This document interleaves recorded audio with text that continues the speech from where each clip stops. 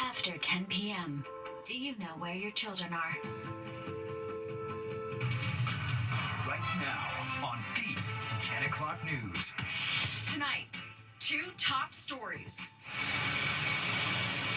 A powerful nor'easter pounding the tri-state, triggering a state of emergency. The flooding out here is always really bad. Floodwater swallowing streets, trapping drivers, winds ripping power lines and trees to the ground. And tragedy strikes as the storm turns deadly. Halfway across the world, an emotional day of celebrations. 20 living hostages back in the arms of their families, finally set free by Hamas. After years of suffering and bloodshed, the war in Gaza is over. The 10 o'clock news starts right now. And good evening, I'm Natasha Verma. And I'm Steve Lacey. Much more on the Gaza peace deal in a moment, but we begin with a Fox 5 weather alert. The slow-moving nor'easter lingering above the region, bringing days of heavy rain and strong winds that are pushing seawater into coastal communities. But good news tonight, the floodwaters are starting to recede. And we have live team coverage for you from Kendall Green on Long Island to Arthur Chian in Queens. We kick things off, though, with Liv Johnson at the weather map tracking the radar. Hi, Liv. Hi, Natasha. Hi, Steve. Yeah, things are going to get better from here on out. So we'll start with the good news. This is where our setup was today, right? So we had this nor'easter that was kind of traveling from the southeast mid-Atlantic and really slammed us, especially those coastal areas this afternoon and even this morning as well. We were in a danger zone for really strong wind gusts that caused a lot of damage. Again, really for those coastal areas, but even here in New York City and inland New Jersey, saw really strong wind gusts up to 60 miles per hour. Down the shore, we saw wind gusts up to 70 miles per hour. But like I said, we do have good news. So this is where it's going to move tomorrow. We'll continue to get some moisture and some stronger winds, but it's not going to be nearly as bad as it was today. So we've had the wind watches, those advisories have been lifted. Now we still have a coastal flood advisory just for a part of Suffolk County, and that's until tomorrow at 8 o'clock. And then we still have a coastal flood warning for really the southern half of the Jersey Shore. So still have to look out, especially at times of high tide, which is going to be between 2 and 3 a.m., but things are going to improve. Rainfall totals around the area, 2.5 inches for Stony Brook. We saw over 2 inches for New City and Ozone Park. In Central Park, just about 1.5 inches, but still, that was plenty of rainfall. Now, wind speeds right now are still strong, 22 miles per hour in New York City, gusting more than 30 miles per hour. But these have increased these have improved significantly over the past couple of hours. And when we look at rainfall totals, it's not that much left. So we are on the good side of this now, but still dealing with some of the damage that we saw this afternoon. Steve and Natasha. All right, Liv, thanks so much. And all this water is seeping into people's homes, creating a big mess. All right, Fox 5's Kendall Green is live in Long Beach, Long Island, where it's finally starting to dry out. Kendall. Hi, good evening, Steve and Natasha. By now, the flood waters have since receded, but what we feel more than anything is still those winds. It's been sticking around since that storm earlier today, but it's been a lot more calm since throughout the day. Now, whether on the roads or parking lot or at homes, the nor'easter brought its fair share of flooding, particularly to the Bayshore Marina area. That's where a man walked Fox 5 through his backyard, showing it flooded with several inches, and that was ahead of this afternoon's high tide around 3. People trying to make their way back there had some pretty high floodwaters to get through, and that resident tells us this wasn't the first time this happened because of the property itself isn't as elevated as its neighboring homes. Now, though it doesn't happen that often, he shares over time he just adjusts and manages the flooding as it comes, while other residents over near the Lido Beach area, about 15 minutes away, they tell us they were bracing for the worst, and they're just relieved that this storm for them wasn't that bad. Well, this is my swimming pool. We're gonna have to move these cars out of here. The road floods too. Whalers floods pretty bad. They always have pumps running. I think it's just the area is just obviously on the water, so it's pretty bad. I was definitely a little nervous, especially with Sandy in the past. You know, when you hear some of that flooding is going to come around, you get a little scared and upset about it. But it turned out to be pretty well. I mean, nothing worse than just some puddles, really. High winds, but I mean, just trash cans for the most part going around, you know? So there's certainly a sense of relief that we're on the other side of this, but I'll bring you the latest. This is the latest here at Long Beach. Kendall Green, Fox 5 News. Steve, Natasha. All right, thanks, Kendall. And the rainwater flooding low-lying parts of Queens. And Fox 5's Arthur Chian brings us the story from Howard Beach tonight. Arthur? See, Natasha, still a little bit windy, but after a very messy day, things appear to have gone back to normal out here. Let's go straight to the video that shows the main concern that was happening out here today. It was really not the rain itself, but the heavy winds that were causing flooding out here, especially along coastal areas. It was basically powerful winds were strong enough to move bodies of water into low-lying areas that caused flooding. Now, drivers, we saw on multiple occasions driving up to a body of water, waiting, assessing their risk, and making the wise decision to turn around. The city reports about 100 calls for downed trees. The ground saturated with water made it easier for trees or utility poles to come down. Now, as a result, there were some sporadic power outages, but we spoke with some people from Rosedale to Rockaway to Howard Beach.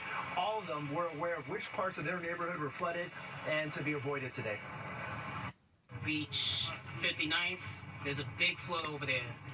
Especially being that there's a marina like right there. There's a big flood over there. There's a couple of floods coming through, even coming through this way. The Snake Road, it's closed and it's flooded. You can't go through there. Oh, yeah. Terrible. I definitely knew not to drive through it, even though I got a Jeep. Why not? Some people we see do it, they get stuck. The water can show you one level, but the ground can be much lower. That's a smart driver. Now, low tide out here was about an hour and a half ago, and as it led up to it, that's when we really saw the waters recede out here. There's another high tide at around 3 o'clock in the morning, but by that time, everything out here is expected to be okay and just in time for parents to get their kids to school tomorrow. We're live in Howard Beach tonight. Arthur Chian, Fox 5 News. Natasha, back to you. All right, Arthur, thank you so much. And the nor'easter is blamed for the death of an elderly woman in Brooklyn. Police say the 76-year-old was hit yesterday morning with a solar panel that blew off an outdoor parking lot on Ocean Parkway in Coney Island. The large panel was blown 20 feet away, hitting the woman in a walkway. I think it was random. I think that was just a man oversight that wasn't taken care of properly. I think that the job that was done wasn't overlooked, and they left, they finished, and first time we got some strong winds, unfortunately, that's what happened to the woman. The Department of Buildings says it has issued a partial vacate order for the parking lot where the solar panel came from as it investigates what went wrong.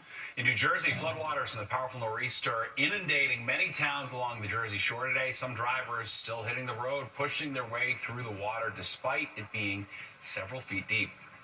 The rain total was a lot less than what they had anticipated, but our issue is that the northeast wind holds the water into the Shrewsbury River. And when that happens, the tides just compile. With the storm, we knew we usually have a lot of problems, traffic signals, traffic gates. So we came in to make sure everything was okay. We found a couple of traffic signals broken. We've been outside in the rain all day trying to get them repaired. And the National Weather Service says the coastal flood warnings and advisories in New Jersey have expired. All right, you can take the forecast with you on the go. Scan the QR code on your screen to download the free Fox local app. To the Middle East now, an emotional day of cheers, hugs, and tears of joy. All 20 living hostages are free from Hamas captivity, Israel releasing Palestinian prisoners in return. All right, it's a significant step in the agreement between Israel and Hamas. Fox 5 Sharon Crowley joins us in studio with more on this important day. Sharon. It certainly is an historic day, Steve and Natasha. President Trump on his way back to the White House tonight after a whirlwind trip to the Middle East, declaring peace in the region as the last 20 living hostages got released.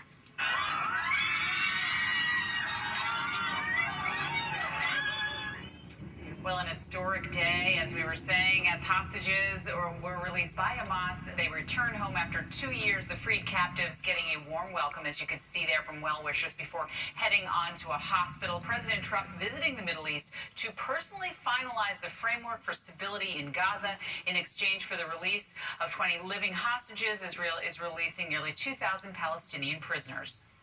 From this moment forward, we can build a region that's strong and stable and prosperous and united in rejecting the path of terror once and for all.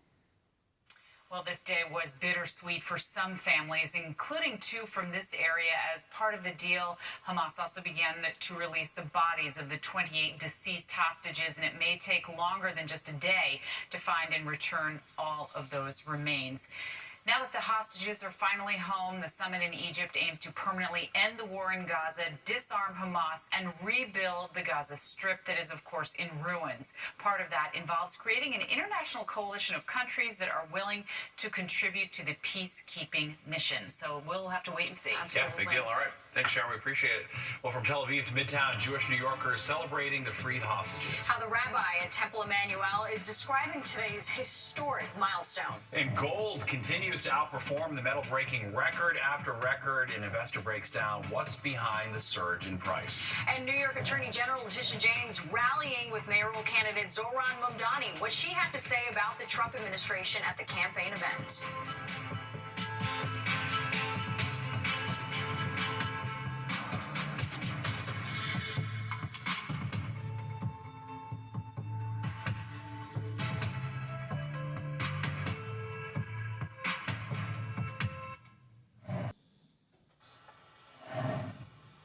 New York Attorney General Letitia James joins mayoral frontrunner Zohran Mamdani on the campaign trail. James headlining the rally and making her first public appearance since her fraud indictment. All right, Fox 5's Linda Schmitz live in Washington Heights with what she had to say. Linda.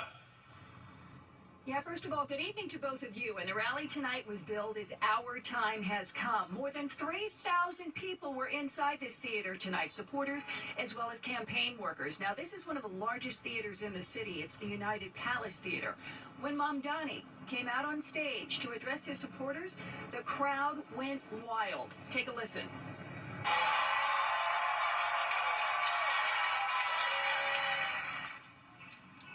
You can hear that, the thunderous cheering for Democratic mayoral candidate Zohran Mamdani. Now, tonight, the Democratic Socialist, he focused on his affordability agenda and his vision for New Yorkers to be able to afford to live in the 5 boroughs. There are 22 days until the election. Early voting starts in just 12 days.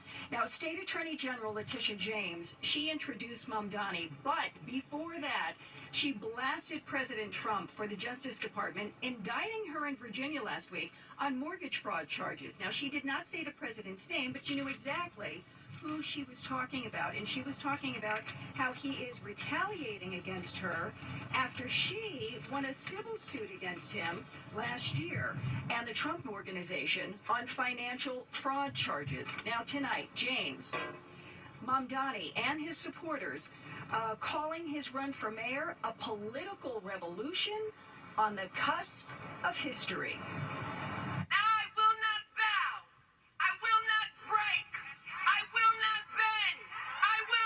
Capitulate! I will not give in! I will not give up! You come for me, you gotta come to all of us! We are an existential threat to billionaires who think their money can buy our democracy. We are an existential threat to a broken status quo that buries the voices of working people beneath corporations.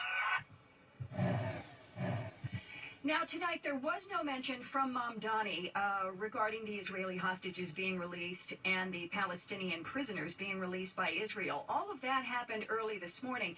He did, however, post about 4:30 this afternoon on social media, and he did say things like, quote, he found the scenes, quote, profoundly moving, and he feels that there is a glimmer of hope that the ceasefire will hold. But then he does go on to once again, and he has done this repeatedly, blaming Israel and calling the war a genocide. Back inside to you. All right, thanks, Linda. Independent mayoral candidate Andrew Cuomo did not campaign this Columbus Day, but he did issue a statement celebrating the enduring contributions of Italian Americans to New York City and reaffirmed his longstanding commitment to protect the Columbus statue in Columbus Circle. Republican Curtis Sliwa at Columbia University tonight talking with the school Republicans. Over the weekend, Sliwa saw a boost to his campaign. Political strategist E. O'Brien Murray launched a super PAC to support Sliwa.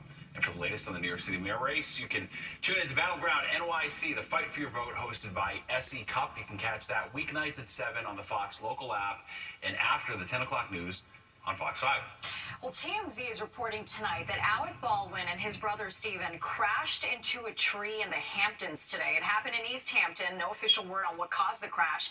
TMZ says Stephen's representative told him neither brother was hurt. Alec posting about the crash a little while ago.